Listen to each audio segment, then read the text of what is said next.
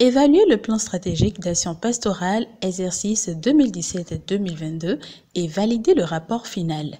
C'est la tâche qui a réuni dans la matinée du vendredi 9 décembre 2022 des prêtres, religieux et religieuses et des laïcs engagés à divers niveaux au collège Père-Pierre de Cotonou.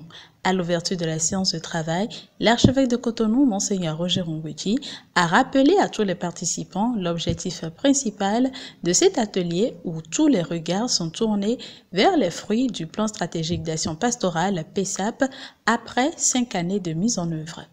Il nous revient à nous, tous ici présents, la lourde responsabilité d'en apprécier les résultats ainsi que le rapport et d'y apporter aussi notre contribution aux fins de l'amélioration de leur qualité.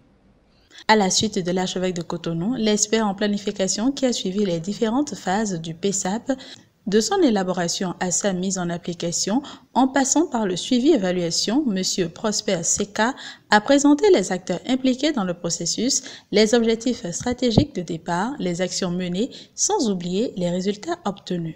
Concernant le changement relatif au développement spirituel, 86% des répondants nous disent que le développement spirituel est hautement perceptible dans le diocèse aujourd'hui.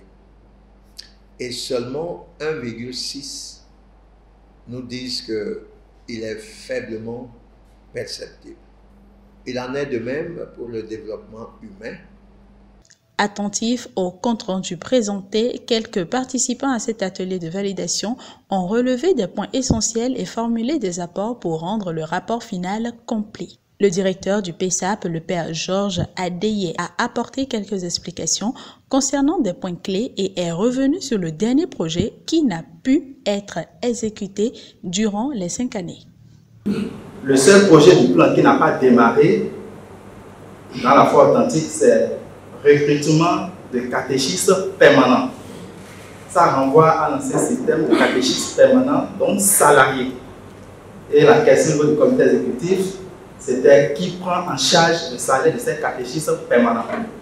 Le diocèse n'a pas les moyens, les paroisses n'ont pas les moyens, ne pouvaient pas engager ce projet-là. Comme j'aimerais le dire, nous sommes en situation d'apprentissage. Et c'est heureux qu'à la suite du diocèse de Cotonou, que d'autres diocèses ici, au pays, je veux dire, nous emboîtent le pas. Comment améliorer ce que nous avons commencé? Comment faire pour que tout le monde adhère? Parce que, je vous assure, ce n'est pas facile. Monseigneur Roger Ngwedji, après la discussion, a remercié et félicité tous les acteurs à divers niveaux qui ont pris part de près ou de loin à l'une ou l'autre des phases d'élaboration, d'exécution, du suivi et de l'évaluation du PSAP. Il s'est dit satisfait des résultats obtenus et a donné des orientations pour la prise en compte des recommandations formulées. Ils nous permettront d'abord d'opérer des changements de fond dans le fonctionnement de notre archidiocèse, d'influencer les options ou choix stratégiques à venir, de constituer une base fiable et crédible pour mieux élaborer un nouveau plan stratégique, de mieux fournir aussi un cadre logique d'intervention et de renforcer les mécanismes de mobilisation des ressources financières.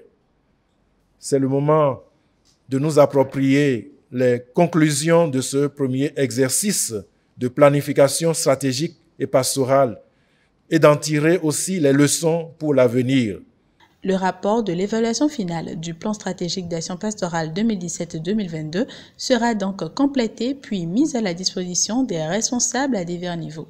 Les points non épuisés et les nouveaux défis à relever dans l'archidiocèse de Cotonou serviront à l'élaboration du PSAP Acte 2 pour le rayonnement de l'Église dans l'archidiocèse de Cotonou.